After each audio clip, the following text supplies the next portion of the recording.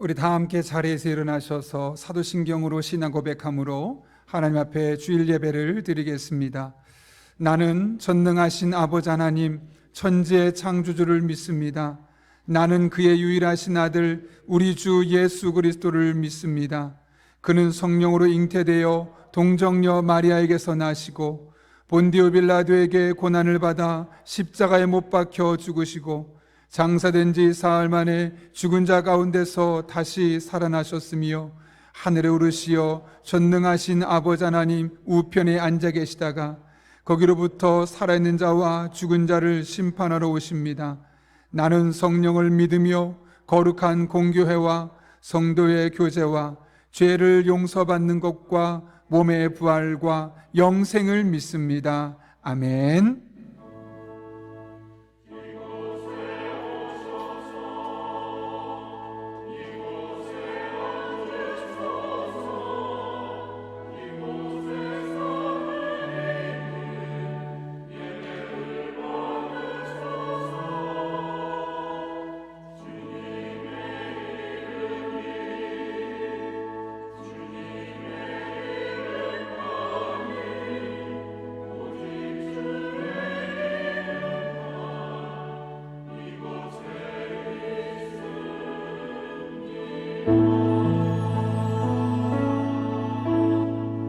예배를 받기에 합당하신 주님을 경배하며 나아갑시다. 하늘의 문을 여소서, 이곳을 주목하소서. 주를 향한 노래가 꺼지지 않으니 하늘을 열보소서. 이곳에 임재하소서. 이곳에 임재하소서. 주님을 기다립니다. 기도의 향기가 하늘에 닿으니 주여 임재하여 주소서. 이곳에 오셔서 이곳에 오셔서 이곳에 앉으소서. 이곳에서 드리는 예배를 받으소서. 주님의 이름이 주님의 이름만이 오직 주의 이름만 이곳에 있으니 이곳에 오셔서 이곳에 오셔서 이곳에 앉으소서. 이곳에서 드리는 예배를 받으소서.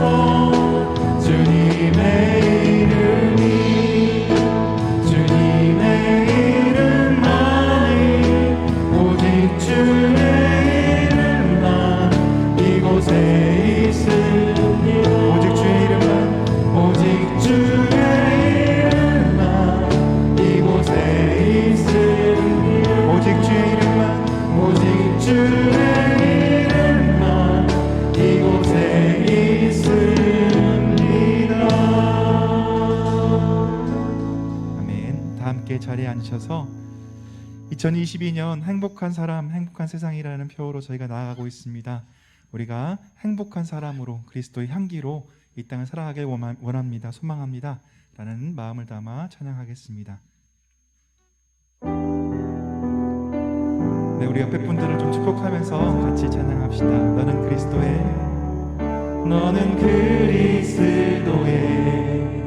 향기라. 너는 그리스도의 편지라. 하나님 앞에서 그리스도의 향기 너를 통해 생명이 흘러가리. 너를 통해 생명이 흘러가리. 옆에 분들 좀 바라보시면서 너는 그리스도의 너는 그리스도의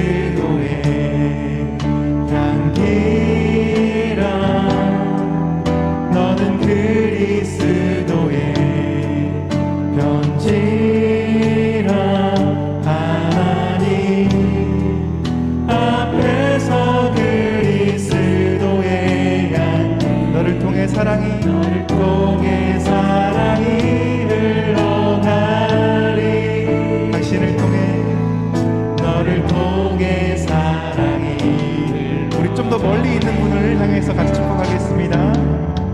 너는 그리스도의 향기라. 너는 그리스도의 편지. 하나님 앞에서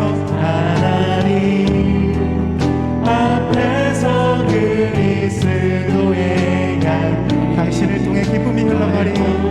기쁨이 흘러가리. 아멘. 너를 통해 기쁨이 흘러가리. 우리 마지막으로 다시 한번 너는 그리스도의 너는 그리스도의 향기라. 너는 그리스도의 편지라.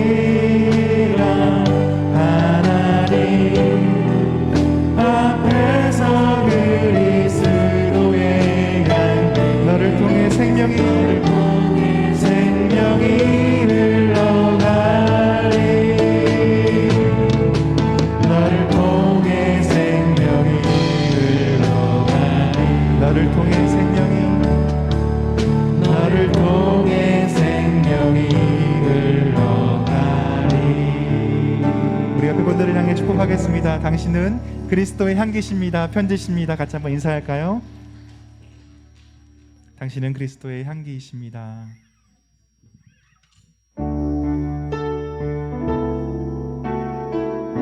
이 시간 간절히 주님을 찾으며 찬양으로 고백하며 나아갑시다.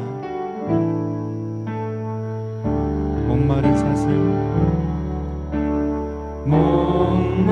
목마른 사슴 시냇 물을 찾아 헤매이듯이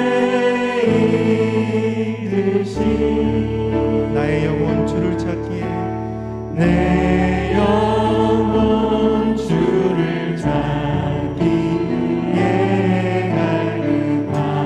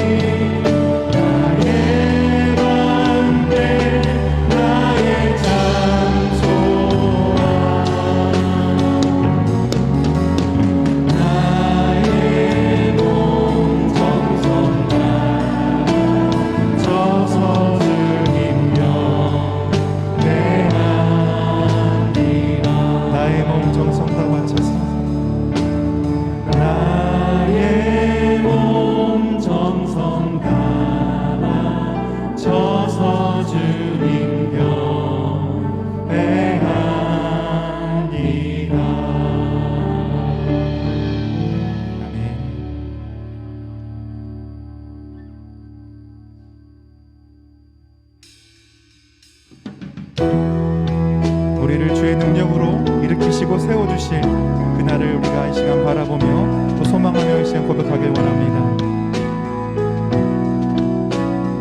주 선한 능력으로,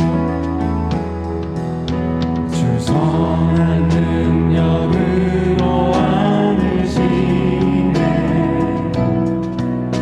그 크신 팔로 날 붙드시네.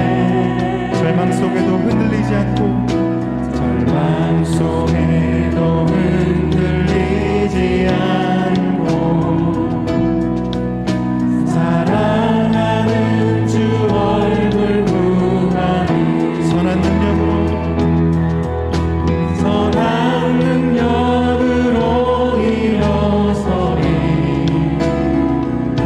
주만 의지하리 믿음으로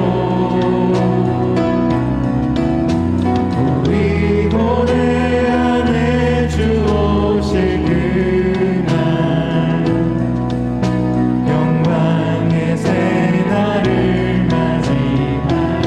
이전에 괴로운 날 애워싸고 이전에 괴로운 날에 워싸고 고난의 길을 걷는다 해도 나의 길을 걷는다 해도 주님께 모두 맡긴 우리 영혼 끝내 승리의 날을 맞으리. 끝내 승리의 날을 다 함께 고백하며 나아갑시다. 선한 능력으로 일어서리 주만 의지하리 믿음으로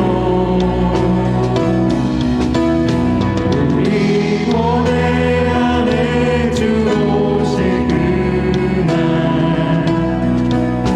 영광의 새날을 맞이하리. 주님이 마신 고난의 쓴 잔을 주님이 마신 고난의 쓴 잔을 우리도 감사하며 나누리. 주님의 남은 고난 채워가며 예수와 복음 위에 살겠습니다. 예수와 복음 위에 살기로 선한 능력으로, 선한 능력으로 일어서리 주만 의지하리 믿음으로 우리 고대 안에 우리 고대 안에 주 오실 그날 영광의 새날을 주의 선한 능력으로, 선한 능력으로 일어서리 주만 의지하리 믿음으로 우리 고대 안에 주 오실 그날 영광의 새날을 우리 마지막으로 고백하며 나아갑시다. 선한 능력으로, 선한 능력으로 일어서리 주만 의지하리 믿음으로 우리 고대 안에 우리 고대 안에 주 오실 그날 영광의 새날을 맞이하리. 승리의 새날을, 승리의 새날을 맞이하리.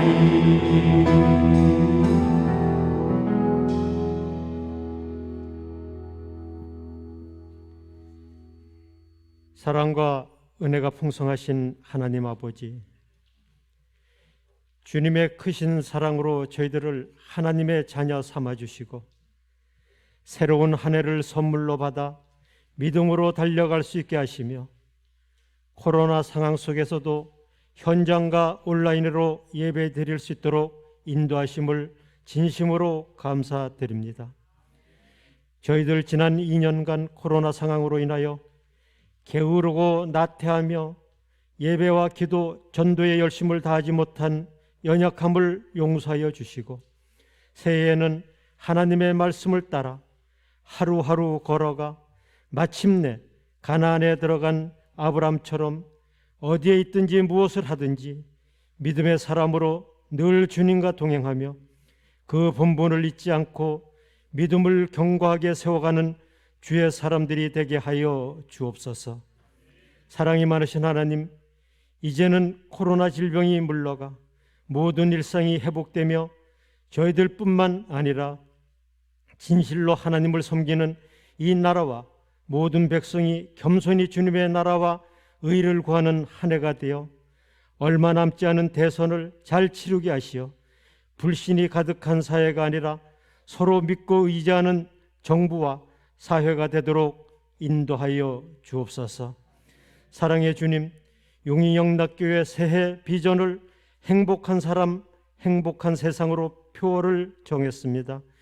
담임 목사님을 구심점으로 하여 모든 교역자와 성도들이 사랑과 믿음의 공동체로 하나 되어 일상의 삶에서 표어를 구현하고 목표를 실천하는 일에 적극 참여할 수 있도록 이끌어 주시고 교회를 든든히 세우는 일에 마음과 지혜를 모을 수 있는 저희 모두가 되어 하나님의 자녀로 살아가는 행복을 맛보게 하여 주옵소서.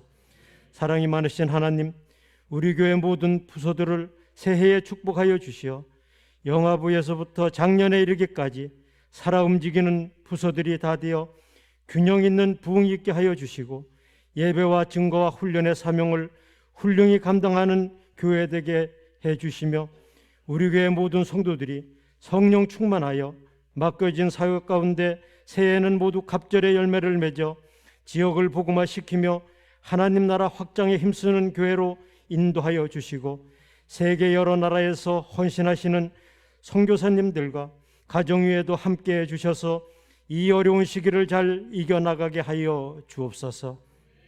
사랑이 많으신 하나님, 이 시간에도 여러 가지 사정으로 인해 예배에 참여하지 못한 성도들이 있습니다. 육신의 질병으로 고통받고 있는 성도들에겐 건강을 회복시켜 주시고 시험으로 인해 영적으로 침체되어 있는 성도들에겐 새롭게 시작할 수 있는 힘을 주셔서 다음 시간에는 다 같이 예배드릴 수 있는 축복을 허락하여 주옵소서. 이 시간 말씀을 전하실 담임 목사님을 성령의 능력으로 붙드셔서 듣는 자 모두가 하나님의 임재하심을 느끼게 하시고 세미한 주님의 음성을 듣는 시간이 되게 하여 주옵소서. 시온 찬양대의 찬양을 기뻐 받으시기를 원합니다. 저들이 드리는 찬양이 자신의 신앙의 고백이 되게 하시고 주님께 드리는 영광의 도구가 되게 하여 주옵소서. 예배 시종을 주님께 의탁하오며 우리 앞에 열려진 복된 새해의 문을 믿음으로 들어가 언제나 희망의 삶을 살아가기를 원하시는 예수님의 이름으로 기도하옵나이다. 아멘.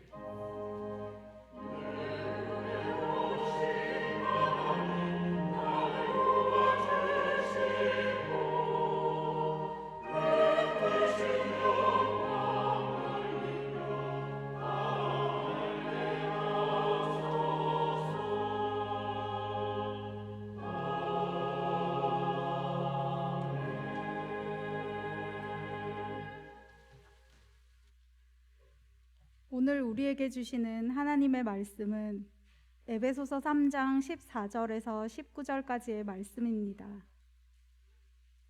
에베소서 3장 14절에서 19절, 신약성경 313쪽에 있습니다.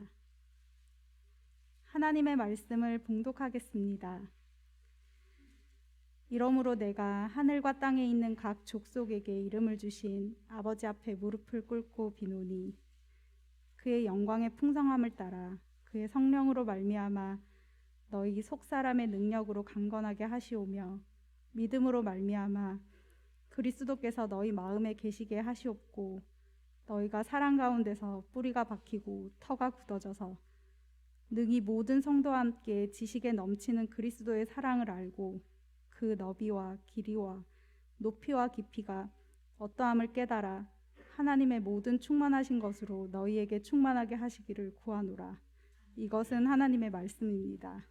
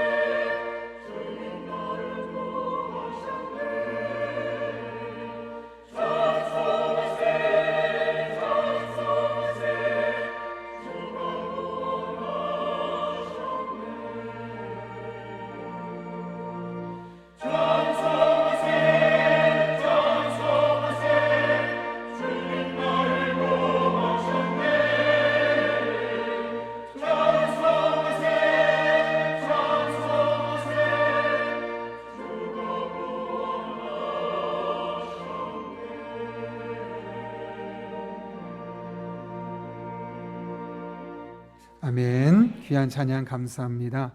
우리 주부를 참고하실 때 여러분 앞에 귀의 소식 전하겠습니다. 우리 교회를 방문하신 모든 분들 주님의 이름으로 환영합니다. 등록 원하시는 분 말씀하시면 저희가 친절하게 도와드리겠습니다. 말씀과 함께 철로역정 계속 진행 중인데요. 특별히 이번 주 목요일부터는 역대상으로 성경이 바뀌게 됩니다. 교회 홈페이지에 들어가셔서 역대상 개론 영상을 함께 보시고 나서 따라오시면 훨씬 더 많은 도움이 됩니다. 왜냐하면 역대상부터는 우리가 알고 있는 사무엘 이야기가 반복되는 것들이 있어서 도대체 어떻게 이것을 봐야 되는가 신학적인 관점이 다르기 때문에 꼭 영상을 먼저 보시면 도움이 많이 되겠습니다. 예배 안내입니다. 다른 모든 예배는 현장 예배와 온라인 예배를 병행해서 드리게 되고요. 교회 학교만 다음 주까지 온라인 예배로 드리게 됩니다.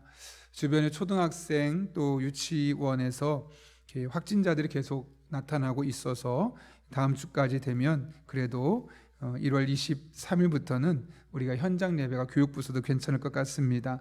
우리 아이들을 위해서 기도해 주시고 또 학부형들은 가정에서 아이들과 함께 잘 예배 드릴 수 있도록 지도해 주시기를 부탁드립니다. 오늘 오후 3시에 소그룹 리더 헌신 예배가 있습니다. 대상은 모든 성도님들 다 참석하시면 되는데요. 특별히 소그룹 리더와 권찰, 서례 집사 이상 재직들은 필히 참석해 주시기를 바랍니다. 소그룹 안에서 어떻게 은혜를 나누고 또 사랑을 나누고 어떤 것이 정말 진정한 소그룹의 모습일까를 함께 강의를 통해 듣게 되는데요. 이평강 목사님 오셔서 말씀 전하실 겁니다. 모든 성도님들 함께 오셔서 기왕 신앙생활 하는 거 행복하게 교회 안에 살 수 있도록 적극적인 참여 부탁드리고, 혹시 못 오시는 분들은 꼭 유튜브를 통해서라도 실시간으로, 그것도 안 되시는 분들은 나중에 꼭 한번 보시기를 부탁드립니다. 다음 주는 복음주일로서 원포인트 예배로 가정예배 주간을 드리게 됩니다. 작년부와 교회학교가 같은 본문을 가지고 말씀을 전하게 되는데요. 천국에 관한 이 주제를 있기 때문에 다음 주에는 노란색으로, 꼭 완벽한 노란색은 아니더라도 노란 컬러 비슷하면 됩니다. 꼭 옷이 아니어도 괜찮습니다. 양말 신고 오셔도 되고 그 누르스름 해도 괜찮습니다. 그러니까 노란 그런 느낌을 우리가 함께 하고 와서 이렇게 교회에서 와서 예배드리면 좋겠고, 혹시라도 가정에서 아이들과 함께 예배드리신 분들은 5명이면 다 하기 힘드니까 노란 수건이라도 단 앞에 놓고 함께 그런 마음으로 하시면 좋겠습니다. 그래서 단순한 예배가 아니라 그 상징을 통해서도 우리 안에 영적인 교훈을 가질 수 있었으면 좋겠네요. 다음 주에 3부 예배 시 우리 목표를 세워서 강형장학회를 하려고 했었는데요. 교육부서가 다음 주까지 온라인이라서 따로 우리 학생들이다 보니까 장학금 수여식을 한 이후에 여러분에게 영상으로 나중에 보여드리도록 하겠습니다. 2022년 새벽기도 묵상집이 이제 밑에 나와 있는데요. 이번 주 목요일부터 그 책에 써가면 됩니다. 계속해서 신청하신 분들 받아가시고, 혹시 신청 안 했지만 필요하신 분들도 여분으로 준비했으니까 가져가시면 되겠습니다. 오늘 2022년 상반기 훈련 과정을 모집하고 있는데요. 성경 공부 한 거 또 해도 좋습니다. 반복해서 하시면 그 안에 또 다른 하나님의 은혜가 있는데 적극적으로 하나님의 말씀을 배우기를 부탁드립니다. 유치부 교사로 소하은 청년 임명합니다. 재직회와 당회가 있고 소그룹 모임일 이번 주부터 시작합니다. 특별히 구역장 첫 모임은 1월 12일, 오이코스 인도자 첫 모임은 1월 15일, 주보를 참고해 주시길 바랍니다. 작은 도서관 독서 문화 프로그램 이제 계속해서 하나씩 추가해 나가려고 하는데요. 처음으로 수어 찬양반을 모집하게 됩니다. 송혁 권사님께서 수어 찬양을 우리에게 함께 나누려고 하는데, 꼭 내가 이걸 가지고 장애우분들과 소통하겠다, 그것까지 안 되더라도 우리가 수어를 하는 그 장애인들의 마음을 함께 이해할 수 있는 그런 좋은 시간이라고 생각합니다. 또 기회가 된다면 이 찬양반에 오셨던 분들은 또 특성처럼 발표를 하실 수도 있겠고요. 적극적인 참여 부탁드립니다. 교회 차량 배차 관련해서 교회 차량이 필요하신 분들, 쓰길 원하시는 분들은 적어도 한 주 전에 신청해 주셔야겠습니다. 그래야지만 서로 복잡하게 얽히지 않을 것 같으니까 꼭 한 주 전에 차량 부장님에게 제출해 주시기를 부탁드립니다. 부서 담당자와 위원장의 사인은 필수로 있어야 됩니다. 전문 상담 사역 관련해서 안내드립니다. 지난해도 저희가 안내드렸는데요. 저희가 1년 내내 이 기관과 연계되어서 하고 있습니다. 그래서 저희 교역자들도, 저도 그렇고 상담도 하고 여러분에게 도움을 주지만 또 보다 좀 전문적인 상담이 필요하신 분들, 그러면서 한 단계 나아가서 중독과 관련된 게임도, 도박도, 성적인 것도, 이런 약물도, 다양한 그런 중독들이 있습니다. 그런 중독되신 분들도 이곳을 통해서 상담을 신청하게 되면 전액 무료입니다. 나중에 좀 심도 있게 나가게 될 경우는 좀 추가적인 비용이 들겠지만 기본적인 비용은 저희 교회 후원을 통해서 무료로 진행하고 있습니다. 참고로 이곳에서 상담되는 내용들은 교회에 따로 공유되지 않습니다. 올해 몇 명 정도만 이런 내용으로 했습니다라고 말하지 누가 어떤 내용을 했습니다라고 말하지 않기 때문에 철저하게 비밀이 보장됩니다. 그러니까 혹시 여러분들 부부 문제든 가정 문제든 다양한 문제들 상담이 전문가의 상담이 필요하신 분들은 이곳을 보고 연락을 드리면 되겠습니다. 상시로 주보 아래 하단에 위치해 놓을 테니까 보시고 여러분과 또 가족에게 도움이 되었으면 좋겠습니다. 더 자세한 광고는 주보를 참고해 주시고요. 우리 함께 하나님 말씀 나누고 기도하고 하나님 말씀 나누겠습니다. 거룩하신 아버지 하나님, 귀하고 복된 날 우리를 불러주시고 예배하게 하신 은혜 진심으로 감사를 드립니다. 말씀 듣는 이 시간 우리의 마음의 문을 열어주시되 성령 충만하게 인도해 주셔서 내게 주시는 말씀으로 들려지고 그 말씀이 우리의 삶에 위로가 되고 능력이 되는 복된 시간 되게 하여 주옵소서. 예수님의 이름으로 기도하옵나이다. 아멘. 우리 한번 앞뒤 좌우에 있는 분에게 이렇게 인사하고 축복합니다. 잘 되고 있습니다. 이렇게 인사합니다.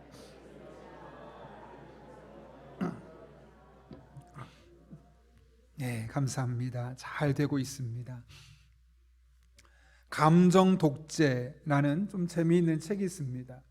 우리 인간의 심리와 사회적인 문제를 연관시켜서 한 60개 정도 토픽을 가지고 다루고 있는 내용인데요.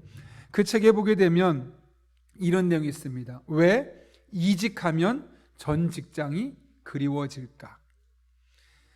그러면서 그 칼럼의 내용이 소개되어 있는데요.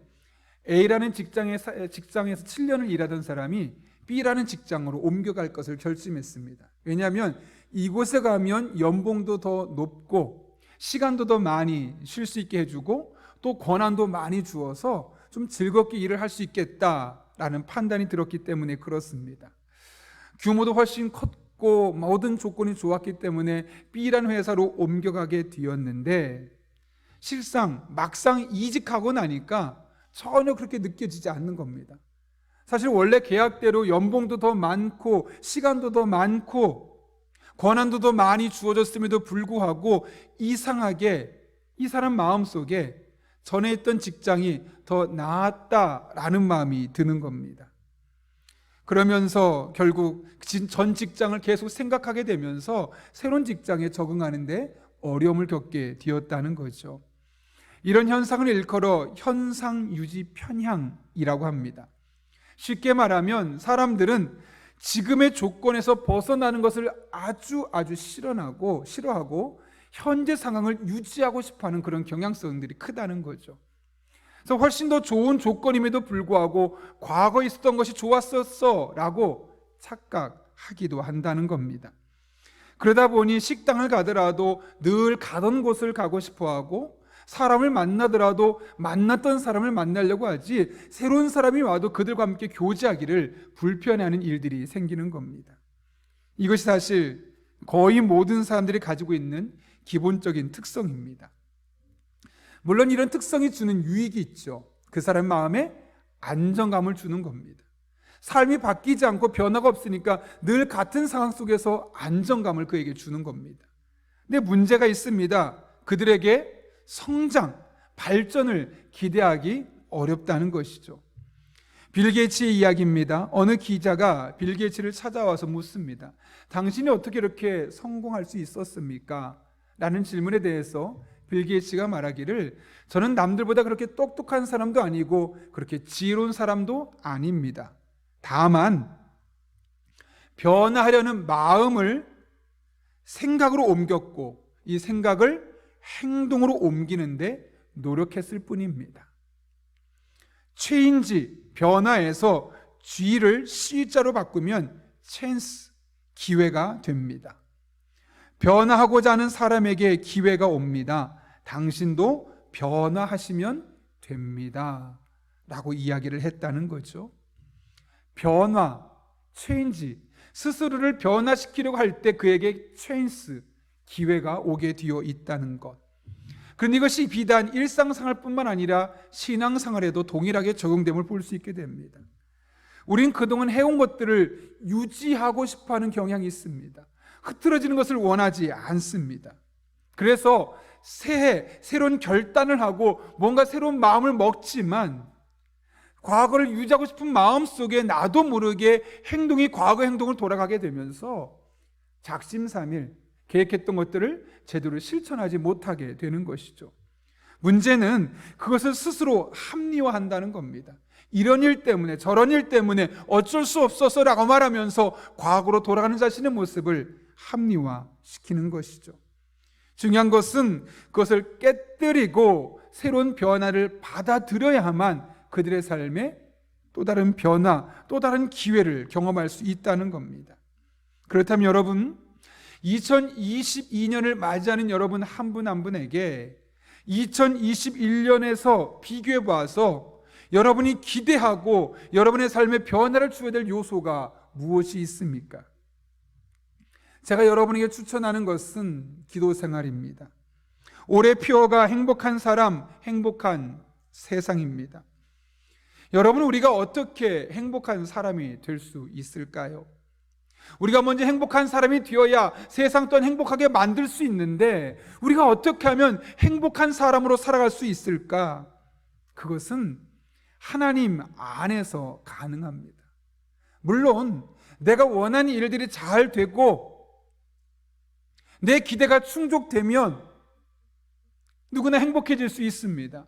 그러나 진정한 행복은 하나님 안에서만 우리가 가능하죠. 시편 기자의 고백처럼 하나님께 가까이함이 내게 복이다, 내게 행복이다 라고 말했던 것처럼 진짜 행복은 하나님께로 가까이 나아가고 하나님 은혜 안에 머물게 될 때 우리 안에 넘쳐나게 되는 겁니다. 그리고 기도가 바로 우리를 하나님께로 가까이 나아가게 하는 가장 강력하고 확실한 영적인 방법입니다. 그런 맥락에서 오늘 오스왈드 챔버스 목사가 우리에게 던진 메시지를 한번 생각해 볼 필요가 있습니다. 기도 때문에 치러야 할 불편을 불편이라 생각하지 말라. 여러분, 기도하는 거 편합니까? 불편합니까? 불편하죠. 왜냐하면 뭘 기도해야 될지 생각해야 되고요. 또 다 끝나고 나서 적어도 10분, 20분 이상 기도해야 되고요. 또 어떤 사람 같은 경우는 새벽에 나와서 기도해야 되고요.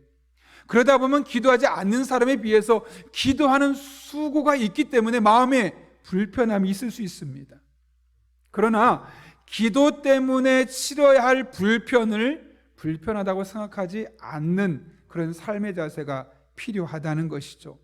다른 말로 하면 그만큼 기도가 우리의 삶에 중요하다. 그리고 기도하는 것이 불편한 것이 아니라 오히려 불편하지 않은 삶의 일부가 되도록 만드는 것이 우리 성도들의 삶의 영적인 의무임을 깨닫게 되는 겁니다. 그럴 때 하나님께 가까이 하는 것이 진정한 행복임을 우리는 기도를 통해 경험하게 될 것입니다. 여러분 한 분 한 분이 기도를 통해 하나님께 가까이 나아가고 그렇게 하나님께 가까이함이 진짜 행복의 시작임을 날마다 경험하는 그런 주의 종들 될 수 있기를 예수님의 이름으로 축원합니다. 오늘 본문의 말씀은 에베소 교회 교인들을 향한 사도 바울의 기도입니다. 여러분, 바울이 구체적으로 무엇을 놓고 기도하고 있습니까? 오늘 본문 14절부터 19절까지의 말씀 보면 세 가지를 놓고 기도하고 있는데요. 오늘 우리는 그 중에 16절에 기록되어 있는 그 첫 번째 기도에 대해서만 함께 살펴보려고 합니다. 여러분, 보통 첫 번째 기도는 우리가 어떻게 생각합니까? 가장 중요하다고 생각하는 것들을 우리가 첫 번째 기도로 생각합니다. 저도 이번에 2022년을 맞이하면서 첫 번째 기도 제목을 적는데 하나도 힘이 들지 않습니다. 왜냐하면 첫 번째 기도는 제가 늘 하는 기도고 저희 머릿속에는 가장 중요하다고 생각했던 것들이기 때문에 그 기도를 하는데, 그 기도를 적는데 별로 고민할 필요가 없었습니다. 술술 나오게 되는 것이죠. 사도 바울도 다르지 않습니다. 세 개의 기도가 있는데 그 세 개의 기도 중에 가장 먼저 했던 기도는 사도 바울이 머릿속에 항상 자리 잡고 있었던 기도고 그의 삶에 가장 중요하게 생각됐던 기도라는 것이죠. 그렇다면 바울이 가장 중요하다고 생각해서 가장 먼저 했던 기도는 도대체 어떤 기도일까요? 16절 말씀 우리 함께 읽겠습니다. 시작. 그의 영광의 풍성함을 따라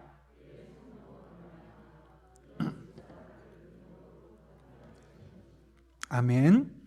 여러분, 지금 바울은 하나님 앞에 기도하기를 에베소 교인들에게 속사람을 능력으로 강건하게 해달라고 기도했습니다. 여기서 핵심은 속사람이 강건해지는 것입니다. 여러분, 그렇다면 속사람은 도대체 무엇일까요? 헬라어로 안스로폰이란 단어인데 우리의 마음의 내면, 우리 인간의 내면인 마음을 의미합니다. 그래서 속사람을 강건하게 해달라, 다른 말로 하면 그의 마음이 강건해지기를 원합니다 라는 겁니다. 그렇다면 도대체 강건해진다는 것은 무엇을 의미할까요?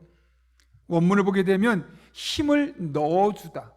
그 영어 성경이 참 잘 번역했는데 empowering, 즉 에너지와 힘을 그에게 불어넣어주는 것, 그것을 일컬어 강건하게 하다라는 의미가 있는데요, 사실 이 단어가 더 중요한 이유는 그 반대 단어가 낙심하다라는 뜻을 갖고 있다는 것이죠. 따라서 강건하게 하다는 말은 다른 말로 하면 낙심하지 않도록 그의 마음에 힘을 불어넣어주는 것, 이것이 바로 강건하다라는 것이죠. 그만큼 우리 마음의 강건함, 이 속사람이 강건해지는 것이 중요합니다. 왜냐하면 우리가 살다 보면 크고 작은 일로 낙심하게 되는데 그 낙심함을 벗어날 수 있는 방법이 바로 우리의 속사람이 강건해지는 것이기 때문에 그렇습니다. 그래서 한 신학자는 이 부분을 주의하면서 이렇게 말합니다. 하나님의 자녀는 속사람이 강건하지 못하면 전신 건강에 빨간불이 들어온다. 이게 무슨 말일까요? 우리 마음이 하나님으로부터 계속 힘을 공급받지 못하면 낙심되는 상황이 있게 되올 때 그것 때문에 마음이 좌절하고 낙심하게 되고 결국 그의 몸과 마음도 상하게 되는 걸 수밖에 없다라고 이야기하고 있는 것이죠. 여러분, 그렇다면 어떻게 우리 마음이 좌절되고 낙심되는 상황 속에서 우리 마음이 낙심되지 아니하고 그 상황을 이겨낼 수 있는 힘을 공급받을 수 있을까요? 오늘 본문이 어떻게 그것이 가능하다고 말합니까? 보게 되면 그의 성령으로 말미암아 라고 되어 있습니다. 16절 말씀 이렇게 되어 있죠. 그의 성령으로 말미암아 너희 속사람을 능력으로 강건하게 하시오며. 낙심된 우리 마음이 낙심하지 않고 그 상황을 극복하고 일어설 수 있는 방법은 오직 성령의 능력으로만 가능하다라는 것을 말씀하고 있는 것이죠. 물론 사람의 위로가 우리 마음에 낙심했을 때 그래도 새로운 힘을 주기도 합니다. 또 내가 감동받을 수 있는 책을 읽는다거나 또 영화를 본다든가 해서 내 낙심했던 마음이 힘을 얻을 수도 있습니다. 그러나 가장 강력한 힘은 성령으로 충만할 때, 성령이 충만한 은혜가 내게 부어질 때 낙심하는 상황에서 그 상황을 이겨낼 수 있는 힘이 공급받기 때문에 우리 낙심하지 않고 살아갈 수 있고 낙심할 수 있는 상황에서 그것을 극복하고 뛰어넘어 살 수 있다는 겁니다. 예전에 사랑의 교회 옥하는 목사님이 쓴 책에서 제가 본 이야기인데요, 한 집사님 부부가 목사님에게 장문의 편지를 써서 보낸 겁니다. 이분이 이제 일본으로 파견근무를 가게 되었는데 아내와 함께 삽니다. 아이가 있어서 3살짜리 아이를 데리고 이제 잠깐 밖에 외출을 하려고 하는데 문제가 뭐냐면 잠깐 사이 아이가 눈에 안 보이는 겁니다. 어디 갔지? 어디 갔지? 아무리 찾아도 안 보이는데 자그마한 연못이 마당에 있었는데 그 연못에 아이가 빠져버린 거죠. 어른에게 비하면 허리춤밖에 되지 않겠지만 3살 정도 된 아이에게는 키를 넘어서는 겁니다. 그러니 아무리 찾아도 아이가 보이지 않았습니다. 찾다 물속에 있는 아이를 보고 끄집어냈지만 숨은 겨우 쉬고 있지만 나중에 병원에 가니 결국 뇌에 큰 손상을 입었다는 거죠. 그 아이는 그 뒤로 일어서지 못하고 누워서 식물인간처럼 지낼 수밖에 없었습니다. 여러분에게 그런 상황이 닥쳐 있다면 여러분의 마음이 어떠겠습니까? 그 집사님은 하나님을 믿었기 때문에 필사적으로 하나님께 매달렸습니다. 이 아이 고쳐달라고, 회복시켜달라고. 그러나 남편이 교회를 다니지 않았기 때문에 어쩔 수 없이 혼자 하나님께 매달릴 수밖에 없는데 신기합니다. 혼자 매달리는데 성령께서 자신의 마음을 얼마나 붙들어주고 새로운 능력을 주시는지, 그분 표현 그대로 하면 얼마나 자신의 속사람을 강건하게 해주셨는지 아무리 기도를 해도 힘들지 않다는 겁니다. 그 마음이 불안하거나 낙심되는데 어쩔 수 없이 기도하는 것이 아니라 기대하며 소망 가운데 오랜 시간을 기도해도 그 기도 시간이 짧게 느껴졌다는 거죠. 성경 말씀을 읽으면 그 어느 때보다도 꿀송이처럼 달게 느껴져서 은혜가 되고, 그런 시간을 그녀가 보내게 되는 겁니다. 그러면 아이가 조금 좋아졌나? 아니요. 호전되지 않습니다. 여전히 아이는 누워있고 조금도 나아지지 않았습니다. 그런데 이해가 안 되는 그런 일들을 어떻게 그녀가 겪을 수 있었는가? 이렇게 고백합니다. 주의 영이 계신 곳에는 자유가 있느니라 라는 말씀처럼 하나님은 저를 찬송하게 하셨고 방언의 은사도 주셨습니다. 저는 성령 충만한 가운데 아들을 간호하는 것이 전혀 힘들지 않았습니다. 뭐라고요? 성령 충만한 가운데 아들을 간호하는 것이 하나도 힘들지 않았다. 이것뿐만 아니라 성령의 은혜에 사로잡히니까 병원에 오는 사람들에게 예수 믿으라고, 예수 믿으면 복 받는다고 막 이야기를 하는 겁니다. 마침 그녀의 집 옆에 타카하시라는 한 여인이 살고 있었는데요, 평소에는 전도에도 바쁘다고 하면서 평생 가까이 하지 않으랬던 분인데, 알고 보니까 이 여자 집사님에게 아이가 아프고 난 이후로는 좀 대화가 통하는 겁니다. 너무 속상하고 힘들 걸 생각해서 말을 해줬던 거죠. 그런데 어느 날부터 다카시상이 이 집사님의 얼굴을 볼 때마다 얼굴에 광채가 나는 겁니다. 그러면서 속으로 생각하기를, 아니 지금 아들이 죽느냐 사느냐 고비에 있는데 저 사람 얼굴은 저렇게 어떻게 광채가 날까? 나 같으면 거의 울상이고 거의 죽을 상일 텐데 어떻게 저렇게 얼굴이 밝고 광채가 날 수 있는 걸까? 너무 궁금했다는 거죠. 그러다 문득 드는 생각이, 그래, 저 집이 예수 믿는 집이라고 했지, 예수 믿기 때문에 저런 일이 생기는 건 아닐까? 라고 생각하면서 자기 발로 교회를 찾아오게 되었다는 거죠. 근데 그 집사님이 남긴 편지글에 이런 내용이 계속 남겨 있습니다. 아들의 상태는 지금도 여전하지만 우리 가족은 이 상태로도 감사하며 하나님의 복음을 전할 수 있게 되었습니다.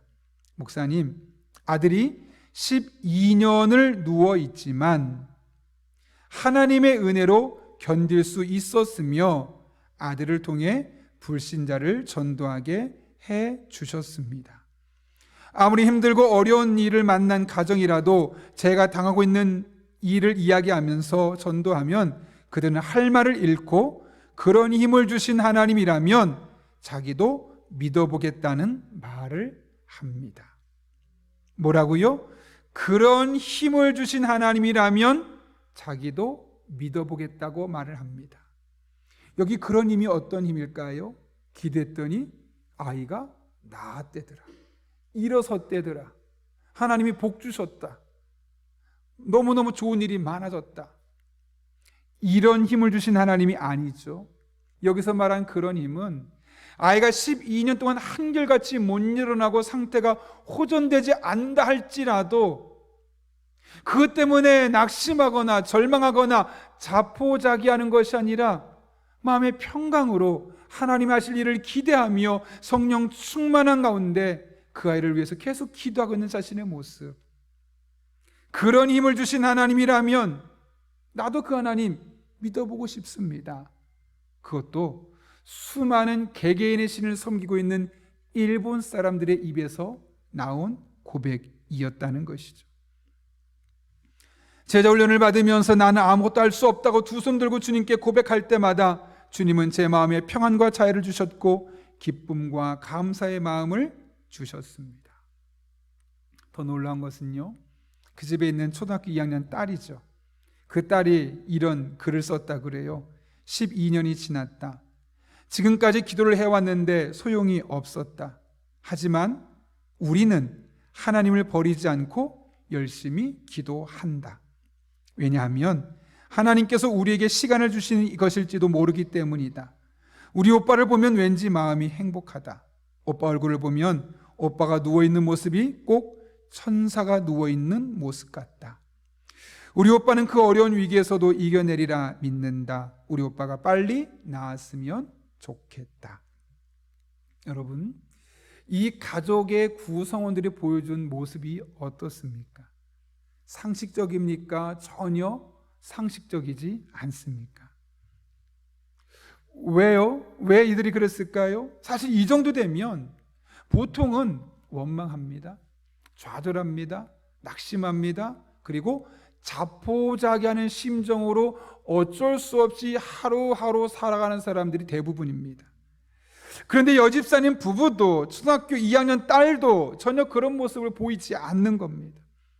오히려 누가 봐도 낙심하고 누가 봐도 좌절할 수 없는 느끼는 그 상황 속에서 그 누구도 경험할 수 없었던 평안, 위로를 경험하고 그것을 고백하고 있는 것이죠. 어떻게 그것이 가능했습니까? 주변 사람들이 힘내라고 먹을 거 사다 주고 선물해 주고 함께 기대해 준다고 말해줬기 때문입니까? 아니요, 그런 것 없었어도 성령께서 친히 그녀의 속사람을 강건하게 만들어 주셨기 때문에 그렇습니다. 이것이 우리가 늘 성령 충만을 사모해야만 하는 이유이고, 우리가 기도할 때마다 늘 성령 충만을 구하는 기도를 해야만 하는 이유가 바로 여기에 있는 겁니다. 여러분, 성령 충만은 매우 실제적인 겁니다. 그런데 정말 많은 사람이 그동안 이 성령 충만에 대해서 무시했습니다.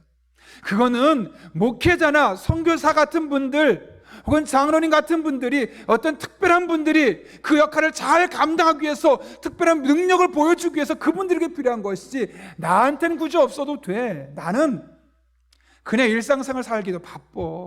내가 무슨 성령 충만이야. 나는 주일 예배에 한번 나와주는 것만도 대단한 거야. 어쩌면 우리 안에 그런 마음이 있진 않았습니까? 그래서 굳이 성령 충만을 사모하지도 않았고 성령 충만을 위해서 기도하지도 않는 겁니다. 그런데 여러분, 성령 충만은 목회자감에 필요한 것이 아니죠. 오늘 뭐라고 말씀합니까? 낙심될 수 있는 상황 속에서 우리의 속사람을 강건케 만들어주는 것, 누가 한다고요? 성령이에요. 성령.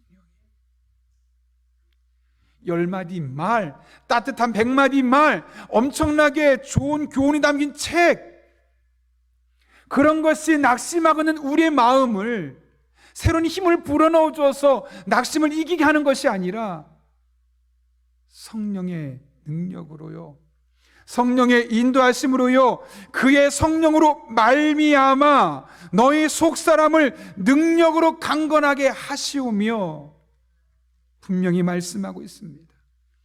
성령 충만하면 우리는 크고 작은 상황에 휘둘리지 않습니다. 그리고 낙심할 수밖에 없고 좌절할 수밖에 없고 포기할 수밖에 없는 상황 속에서 우리는 낙심하지 않습니다. 포기하지 않습니다. 좌절하지 않습니다. 하나님 붙들고 새로 공급받은 그 힘으로 기도하고 믿음으로 하루하루 살아가는 겁니다. 이것은 성령 충만한 사람들만 경험할 수 있는 겁니다. 그러니 여러분, 어떻게 성령 충만을 말하지 않을 수 있겠습니까? 어떻게 기도할 때마다 1순위로 성령 충만을 말하지 않을 수 있겠습니까? 사도 바울이 왜 3개의 기도를 하는데 첫 번째로 이 성령 충만함에 대해서 기도하는지 이해가 되지 않습니까?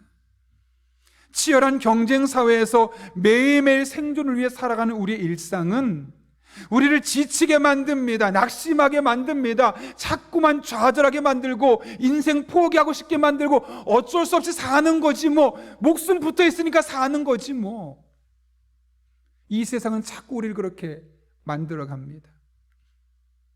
열심히 일해서 집을 대출까지 받아서 집을 샀더니 집값이 뚝뚝 떨어지니 그 마음속에 좌절감도 있죠. 나름대로 건강하게 살아보겠느라고 노력했는데 갑자기 사고가 나서 내 몸 어디 하나 부러지고 정상적으로 살지 못하는 모습 때문에 그 마음에 좌절을 겪을 수도 있습니다. 우리의 일상은 늘 우리의 생존을 위협하고 지치고 피곤하고 낙심하게 만들어가는 겁니다. 여러분이 이런 세상에서 우리가 지치지 않고 낙심하지 않고 늘 새로운 마음으로 살아가려면 성령의 능력, 성령의 충만 아니고는 그렇게 살아갈 수가 없습니다. 날마다 성령의 능력으로 우리의 속사람을 강건하게 만들어 나아가야 합니다. 올 한 해 그렇게 성령의 능력을 구해 보십시오. 날마다 성령 충만을 사모하고 기도할 때마다 첫 번째로 성령으로 충만할 수 있게 해달라고 기도해 보십시오. 사람이 달라 보일 것입니다. 환경이 새롭게 보일 것입니다. 아니 무엇보다 180도 달라진 나의 모습, 여러분 한 분 한 분의 모습을 발견하게 될 것입니다. 올 한 해 그 성령의 능력을 여러분의 삶의 자리에서 날마다 순간마다 경험하며 살아갈 수 있기를 예수님의 이름으로 축원합니다. 우리 함께 기도하겠습니다. 우리 한 1분 정도 기도하려고 합니다. 오늘 말씀을 기억하며 하나님, 제가 그냥 주어진 일상을 하루하루의 시간에 쫓겨 살았습니다. 그러나 그러다 보니 내 마음에 조금만 일만 생겨도 낙심하고 좌절하고 인생 뭐 이래 하고 살았던 것을 고백합니다. 이제부터 2022년은 그렇게 살지 않기를 원합니다. 낙심되는 상황에서도 성령께서 우리의 마음을 임파워링, 힘을 실어주시고 새 힘을 공급해 주셔서 그 낙심하고 좌절할 수 있는 상황을 이겨낼 수 있게 해달라고, 극복할 수 있게 해달라고, 날마다 성령 충만한 그리스도인으로 살아갈 수 있게 해달라고 우리 한 1분 정도지만 하나님의 도우심을 구하며 간절한 마음으로 함께 기도하겠습니다. 거룩하신 아버지 하나님, 오늘도 우리를 불러주시는 은혜 감사합니다. 하나님만 바라보며 찬양하며 의지하며 믿음으로 나아갑니다. 우리 성도 한 분 한 분에게 성령으로 충만하게 인도하여 주시옵소서. 목사나 선교사나 어떤 특별한 사람에게만 필요한 것이 아니라 살아가면서 날마다 낙심할 수밖에 없고 좌절하고 포기할 수밖에 없는 우리들의 인생에 그 낙심하지 않게 만들어주는 그 힘과 능력이 성령으로 말미암아 속사람이 강건해질 때 나타나는 것임을 깨닫게 하셨는데, 하나님 아버지, 우리가 이 하나님 바라보며 이 하나님을 의지하며 날마다 순간마다 믿음의 길을 걸어가게 도와주시고 2022년 살다 보면 정말 힘든 일들이 우리를 괴롭힐 텐데 넘어지지 않게 하시고 쓰러지지 않게 하시고 성령 충만한 가운데 믿음으로 일어서게 도와주셔서 하나님 앞에 영광을 드릴 수 있는 그런 주의 자녀들 될 수 있도록 하나님 아버지 은총 더하여 주옵소서. 그렇게 우리 성도 한 분 한 분의 삶 가운데 복을 주시고 은혜를 주시고 어떤 상황 속에서도 마음의 평정심을 유지하며 하나님의 은혜를 고백할 수 있는 주의 종들 되게 하여 주옵소서. 거룩하신 아버지 하나님, 오늘 우리를 주님 전에 불러주시고 2022년을 믿음으로 시작할 수 있게 하신 것 진심으로 감사를 드립니다. 올 한 해 우리가 기도로 하나님께 가까이 나아가길 원합니다. 그런 가운데 우리가 성령 충만이 우리의 기도의 첫 번째 요소가 되게 도와주셔서 이 사회가, 이 시대가 우리를 낙심하고 좌절하고 자포자기하게 만드는 그 세상 속에서 우리의 속사람이 강건해짐을 통하여 하나님께서 우리에게 힘을 넣어주는 것을 경험함을 통해서 모든 낙심할 수 있는 상황을 이겨내게 하시고 감사하며 평화롭게 은혜를 고백하며 찬송할 수 있는 주의 종들의 삶 되게 하여 주옵소서. 예수님의 이름으로 기도하옵나이다. 아멘. 우리 찬송가 182장 부르실 때 마지막 절에 일어서서 봉헌하겠습니다.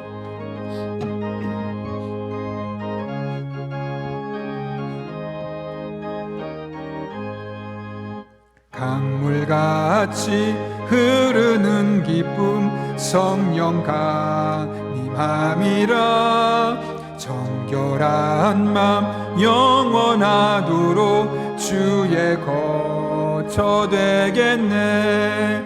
주님 주시는 참된 평화가 내 맘속에 넘치네.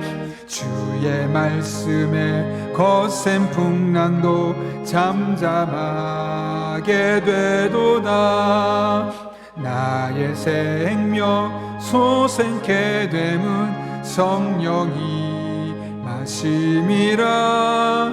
모든 의심 슬픔 사라져 주의 평강 넘치네. 주님 주시는 참된 평화가 내 맘속에 넘치네. 주의 말씀에 거센 풍랑도 잠잠하게 되도다. 하늘에서 단비 내리고 햇빛 찬란함같이 우리 마음에 성령이 많이 주님 보내심이라. 주님 주시는 참된 평화가 내 맘속에 넘치네. 주의 말씀에 거센 풍랑도 잠잠하. 생명신에 넘쳐 흘러서 마른 광야 적시니 의의 열매 무르익어서 주수를 기다리네. 주님 주시는 참된 평화가 내 맘속에 넘치네. 주의 말씀에 거센 풍랑도 잠잠하게 되도다. 놀라우신 주의 은혜로 그의 얼굴 뵙겠네. 평화로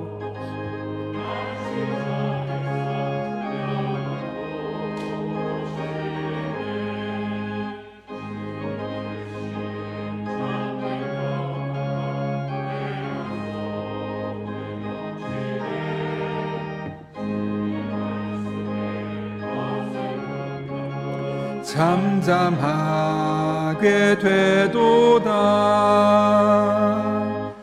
거룩하신 아버지 하나님, 지난 한 주도 의심이 있고 수많은 슬픔들이 우리를 좌절하게 만들었지만 하나님의 성령을 통하여 우리에게 기쁨을 노래하고 우리 마음속에 평강으로 함께 해주셔서 그 모든 상황을 이겨내게 하시고 오늘 이렇게 주님 앞에 나와 예배하게 하신 은혜 진심으로 감사를 드립니다. 이 모든 것이 하나님의 은혜 가운데 되어진 것임을 알기에 오늘 빈손으로 나오지 아니하고 우리의 마음을 담아 신앙의 고백을 담아 하나님 앞에 다양한 제목들을 예물을 드립니다. 이 예물 기쁘게 받아주시옵고 우리 성도 한 분 한 분의 삶 가운데 성령으로 충만하게 해주셔서 슬픔과 절망 속에서도 기쁨을 노래하고 평강을 노래할 수 있는 복된 한 주간 되게 하여 주옵소서. 우리 성도들의 피와 땀이 담겨 있는 예물이오니 단 한 푼도 허투루 쓰여지지 않게 하시고 우리에게 영적인 지혜와 분별력을 더하여 주셔서 하나님 아버지의 마음을 시원케 하는 주의 종들 되게 하여 주옵소서. 아버지 하나님, 우리 성도들을 위해 기도합니다. 또 삶의 자리로 나아가는 우리 성도 한 분 한 분을 일일이 기억하여 주시옵고 때를 따라 돕는 은혜를 부어 주옵소서. 힘 주시고 능력 주시옵소서. 지혜 주시고 만남의 복을 주시옵소서. 성령으로 충만하게 인도해 주셔서 마땅히 기도할 바를 알게 하여 주시고 하나님 공급하신 힘으로 절망적인 상황을 소망 가운데 살아가게 하여 주옵소서. 그렇게 일주일의 삶을 통해 하나님을 만나게 하시고 하나님 만난 은혜 고백이 날마다 순간마다 넘쳐나게 하여 주옵소서. 예수님의 이름으로 기도하옵나이다. 아멘. 우리 함께 바송의 찬양 부르고 축도함으로 오늘 예배 마치도록 하겠습니다.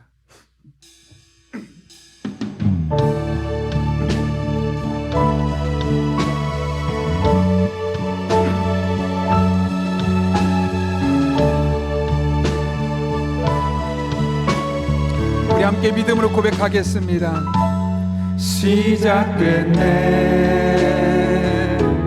우리 주님의 능력이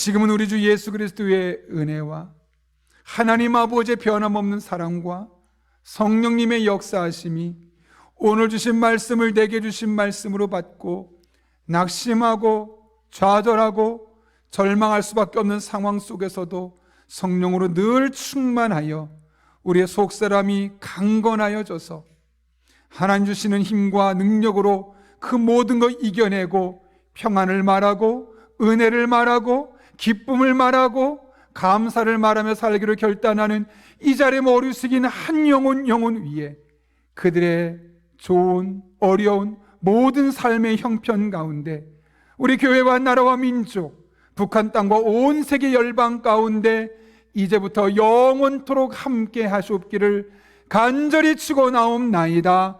아멘.